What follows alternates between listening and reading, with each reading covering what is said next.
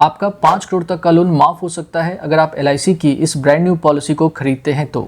दरअसल बात यह है कि पिछले ही महीने यानी कि अगस्त के महीने में एलआईसी के द्वारा मार्केट में एक ऐसी पॉलिसी को लॉन्च किया गया है जिसके ज़रिए आपका 5 करोड़ तक का लोन माफ़ हो सकता है।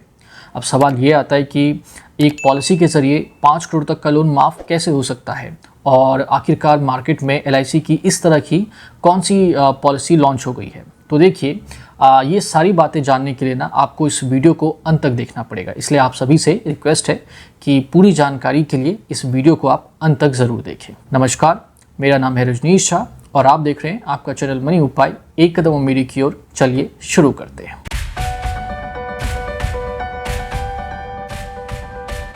तो सबसे पहले उस पॉलिसी का नाम जान लेते हैं जिसको आज की इस वीडियो में हम डिस्कस करने वाले हैं। तो देखिए, आज की इस वीडियो में हम एलआईसी के जिस ब्रांड न्यू प्लान को डिस्कस करने वाले हैं उसका नाम है युवा क्रेडिट। प्लान नंबर है 877 और इसको लॉन्च किया गया है 6 अगस्त 2024 को। आज की इस वीडियो में हम इसी पॉलिसी को डिस्कस करने वाले हैं। तो आज की इस वीडियो में हम जिस पॉलिसी को डिस्कस करने वाले हैं उसका नाम तो आप सभी ने जान लिया। अब इसके बाद इस पॉलिसी से जुड़ी हुई जितनी भी महत्वपूर्ण जानकारियां हैं उन सभी को भी एक एक करके जान लेते हैं। तो सबसे पहले हम बात करेंगे इस पॉलिसी के बेसिक हिसाब किताब के बारे में, ताकि आपको एक रफ आइडिया मिल जाए कि ये पॉलिसी क्या है और ये किस तरह से काम करती है।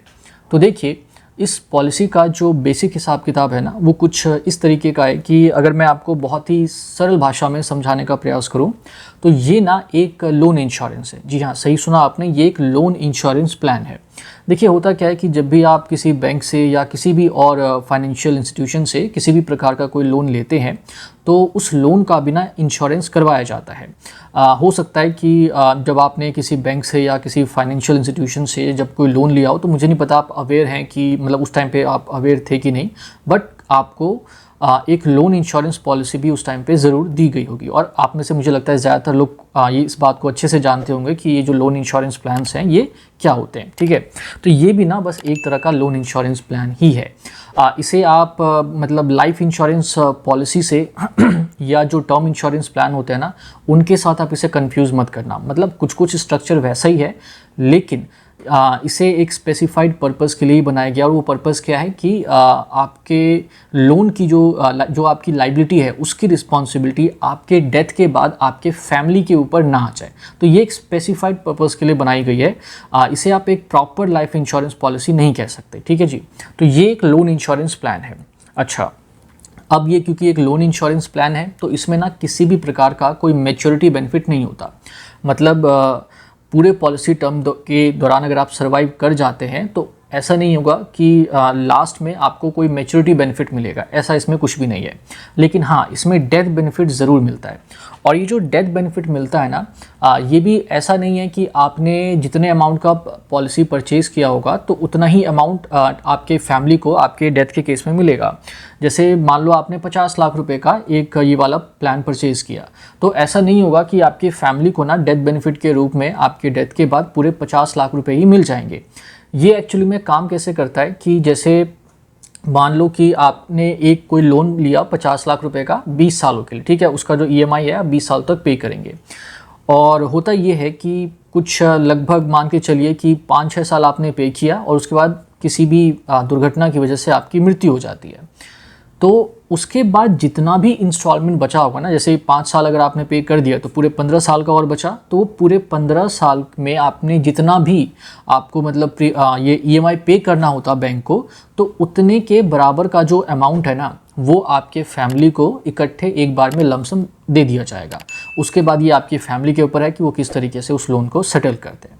तो ये इसका पूरा का पूरा जो है ना एक बेसिक हिसाब किताब है कि आप एक प्लान को परचेज़ करते हैं किस चीज़ के लिए, अपने लोन को इंश्योर करने के लिए। ठीक है, इसमें आपका सिर्फ लोन का इंश्योरेंस होता है, ताकि अगर लोन इस रिपेमेंट पीरियड के दौरान में अगर आपकी कभी भी बीच में अचानक से मृत्यु हो जाती है तो आपके उस लाइबिलिटी का जो बर्डन है वो आपके फैमिली के ऊपर ना पड़े। इसीलिए इस पॉलिसी को बनाया गया। तो ये इस पॉलिसी का कुछ बेसिक हिसाब किताब है। ठीक है, तो मैं उम्मीद करता हूँ कि काफ़ी हद तक आपको काफ़ी अच्छे से समझ में आ गया होगा। अब इसके बाद में ये जो लोन इंश्योरेंस प्लान है तो इसमें क्या होता है कि 6 से लेकर के 12% तक के ही जो इंटरेस्ट रेट्स है ना उसको इसमें कवर किया गया है। मतलब अगर आपका जो लोन है वो 13% का है, 14% का है, 15% का है, तो वो इसमें शामिल नहीं किया गया। देखो, लेने को आप ले सकते हो, लेकिन इनकी जो कैलकुलेशन है ना वो मैक्सिमम 12% तक ही है। तो अगर 12% से आपका थोड़ा सा भी ज़्यादा है तो फिर मैं आपको यही रेकमेंड करूँगा कि आप इस प्लान से दूरी बना करके रखें, क्योंकि अगर आप ख़रीद लेंगे तो फिर आप सिर्फ़ और सिर्फ नुकसान में ही रहेंगे। ठीक है जी। तो 12% के अंदर का अगर आपका लोन है तो ही ये आपके लिए एक फ़ायदे का सौदा साबित हो सकता है। अच्छा, यहाँ पे एक बात और भी समझने वाली है कि जो इंटरेस्ट रेट का कैलकुलेशन है वो ऐसे नहीं किया जाएगा कि 6%, 6.5, 7.5, ऐसा नहीं। प्रॉपर 6 होगा या तो 7 होगा या तो 8 होगा या 9 होगा, 10 होगा, 11 होगा, 12 होगा। तो इस तरीके से होगा। इसके बीच में कोई ऐसा 0.2, 0.5 इस तरीके से कुछ नहीं चलेगा। लेकिन आप कहेंगे कि अगर ऐसा नहीं चलेगा तो अगर मान लो हमने 9.5% पे हमें कोई लोन मिला या 10.5% पे मिला तो उसमें हम क्या फिर एज्यूम करके चलेंगे। तो देखिए, ये जो पॉइंट वाला हिसाब किताब है, अगर ये होता है तो ये आपके ऊपर डिपेंड करता है कि आप उसका जो नेक्स्ट वाला जो इंटरेस्ट रेट है उसको चूज़ करते हैं या प्रीवियस वाले को। जैसे 9.5 है तो ये आपके ऊपर डिपेंड करता है कि आप 9% को चूज़ करते हैं या फिर 10% को। आप अपने अकॉर्डिंगली किसी को भी चूज़ कर सकते हैं। जो भी आप चूज़ करेंगे उसी के अकॉर्डिंगली फिर प्रीमियम आपको पे करना पड़ेगा। ठीक है जी। तो ये बात आपको समझ में आ गई। तो इंटरेस्ट रेट जो है वो इसमें सिर्फ और सिर्फ 6 से लेकर के 12% तक का ही कवर किया गया है। अब इसके बाद में यहाँ पे 2 तरीके के प्रीमियम के रेट्स एप्लीकेबल होते हैं। एक है आपका नॉन स्मोकर का और एक है आपका स्मोकर का। स्मोकर का जो रेट है वो ऑब्वियस सी बात है कि आपको महंगा पड़ेगा, और जो नॉन स्मोकर का रेट है वो आपको थोड़ा भी नहीं, मैं कहूँगा काफ़ी आपको सस्ता पड़ता है। अगर आप मेंशन करते हैं कि आप एक नॉन स्मोकर हैं, आप सिगरेट वगैरह नहीं पीते या टोबैको वगैरह नहीं कंज्यूम करते, तो इस केस में एक आपका यूरिनरी कोटनाइन टेस्ट होगा। इस टेस्ट के बेसिस पर ही ये डिसाइड हो पाएगा कि आप नॉन स्मोकर हैं या फिर नहीं। चलिए, इसके बाद में कुछ छोटी छोटी जो एलिजिबिलिटी क्राइटेरियाज हैं उनको भी थोड़ा सा देख लेते हैं, फिर एक एग्जाम्पल के ज़रिए भी मैं आपको इसे समझाने का प्रयास करूँगा। तो जो मिनिमम एज है इस पॉलिसी को लेने के लिए वो 18 साल की है, मैक्सिमम एज 45 साल की है, मिनिमम एज एट मेच्योरिटी है 23 साल, और मैक्सिमम एज एट मेच्योरिटी है वो है 75 साल की, 75 ईयर्स। इसके अलावा जो मिनिमम बेसिक सम एश्योर्ड है वो है आपका 50 लाख रुपए का। हालांकि जो 50 लाख से कम का भी अगर आपका लोन है, और ये इन्होंने लिखा हुआ है कि अगर किसी अप्रूव्ड फाइनेंशियल इंस्टीट्यूशन से या किसी एनबीएफसी से अगर आप स्पेसिफाइड पर्पस के, जैसे आपका हाउसिंग लोन हो गया, तो कुछ इन्होंने पर्पस वो स्पेसिफाइड करके रखे हुए हैं। तो अगर आप इस तरह का किसी पर्टिकुलर पर्पस के लिए किसी अप्रूव्ड फाइनेंशियल इंस्टीट्यूशन से या एनबीएफसी से अगर लोन लेते हैं 50 लाख से कम का भी, तो भी आप इस इंश्योरेंस को परचेज कर सकते हो। वैसे 50 लाख का है, बट 50 लाख से कम का भी लिया जा सकता है। अच्छा, कितने कम तक का लिया जा सकता है, तो ये इन्होंने बता रखा है कि 20 लाख तक का भी मिनिमम जो है वो आप इस पॉलिसी को परचेज कर सकते हैं। ठीक है जी। इसके बाद जो मैक्सिमम है वो है आपका 5 करोड़ तक का, और 5 करोड़ से ज़्यादा का भी हो सकता है, बट उसके लिए आपको कुछ स्पेशल अप्रूवल्स की रिक्वायरमेंट पड़ेगी। फिर इसके बाद प्रीमियम को पे करने के लिए इसमें आपको टोटल 2 ऑप्शंस मिलते हैं। एक है आपका सिंगल प्रीमियम का ऑप्शन और दूसरा है आपका लिमिटेड प्रीमियम का ऑप्शन। इसमें रेगुलर प्रीमियम का ऑप्शन नहीं है, तो आपको इन्हीं दोनों में से किसी एक का जो चुनाव है वो करना पड़ेगा। फिर इसके अलावा अगर आप इस प्लान को परचेज़ करने के बाद अगर इसे सरेंडर करना चाहते हैं तो आप इसे सरेंडर भी कर सकते हैं, इसका ऑप्शन भी इसमें आपको मिल जाता है। फिर इसके बाद जो प्रीमियम पेमेंट फ्रीक्वेंसी है उसमें आपको यहाँ पे सिर्फ 2 ही तरीके के ऑप्शंस मिलते हैं। एक है आपका ईयरली का और एक है आपका हाफ ईयरली का। तो इसमें मंथली बेसिस पे अगर आप चाहेंगे तो आप प्रीमियम पे नहीं कर सकते, और 30 दिन का जो ग्रेस पीरियड है आपको वो भी इसमें देखने को मिल जाता है। इसके अलावा अगर आप ज़्यादा अमाउंट का ये वाला जो प्लान है इसको परचेज़ करते हैं तो आपको काफ़ी सारा जो रिबेट है प्रीमियम में, यानी कि डिस्काउंट जो है वो भी देखने को मिलेगा।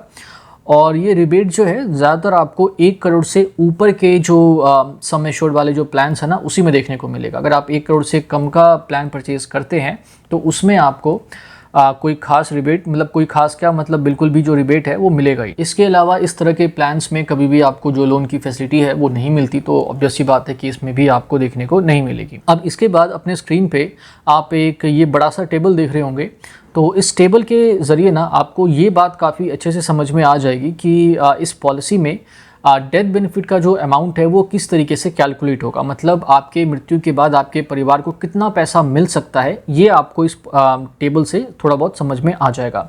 बाकी एग्जैक्टली क्या होगा तो वो जब आप पॉलिसी परचेज करेंगे ना तो उसी टाइम पे आपको पता चलेगा।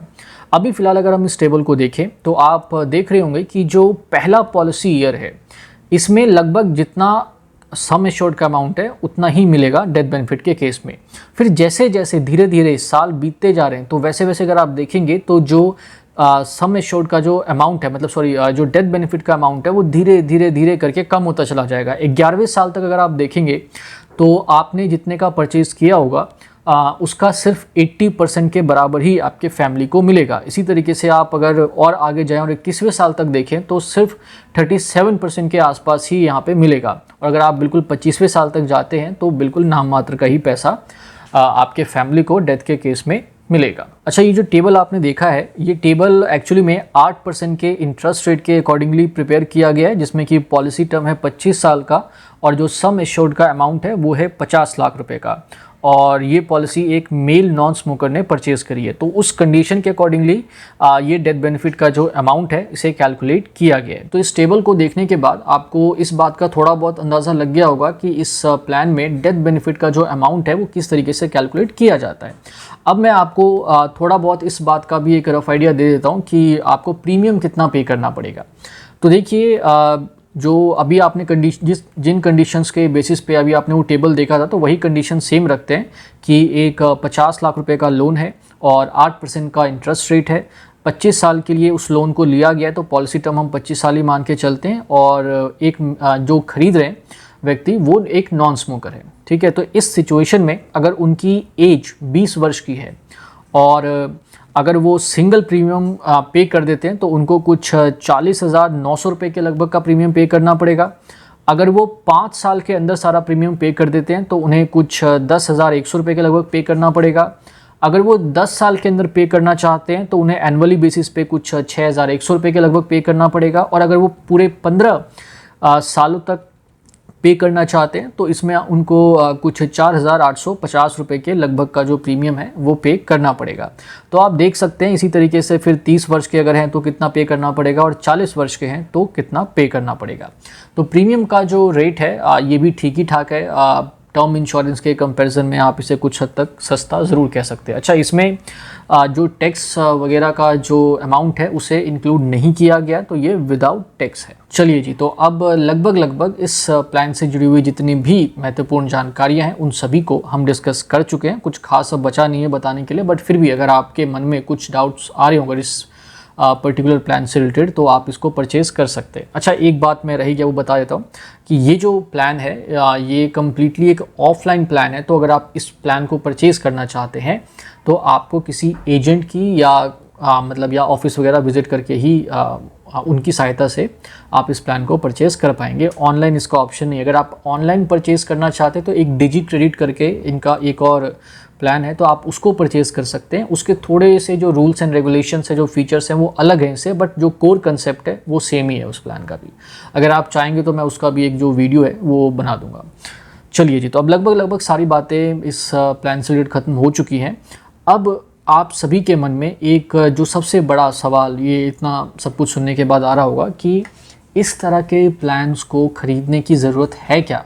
मतलब ऑलरेडी हमारे पास टर्म इंश्योरेंस प्लान पहले से ही मार्केट में मौजूद हैं, इनके बजाय हम वो क्यों ना खरीद लें? कम से कम उसमें ये तो होगा कि अगर हमने 1 करोड़ का प्लान परचेज़ किया तो हमारे फैमिली को हमारे नहीं रहने पे पूरे 1 करोड़ रुपए मिलेंगे। तो देखिए, इस सवाल का ना मेरे पास कोई ऐसा सटीक सा जवाब नहीं है कि मैं एग्जैक्टली आपको बता दूं कि हाँ खरीदना चाहिए और हाँ नहीं खरीदना चाहिए। ऐसा कुछ भी नहीं है। ये पर्सन टू पर्सन कहीं ना कहीं डिपेंड करता है इसका जो जवाब है। बट फिर भी अगर मुझे कुछ कहना हो तो मैं यहाँ पर यही कहूँगा कि देखो, ये जो कंसेप्ट है ना, ये कंसेप्ट बहुत अच्छा है, ठीक है। लोन इंश्योरेंस कोई बुरी चीज़ नहीं होती है, बहुत ही अच्छी चीज़ है ये। बट येस, ये आपको देखना होगा कि आपकी अपनी फाइनेंशियल जो कैपेसिटी है वो कितनी है। अब जैसे मान लो कि किसी आदमी के ऊपर लोन है सिर्फ 50-60 लाख रुपए का और उसने एक टर्म इंश्योरेंस प्लान जो खरीदा हुआ है वो 1.5-2 करोड़ का खरीदा हुआ है।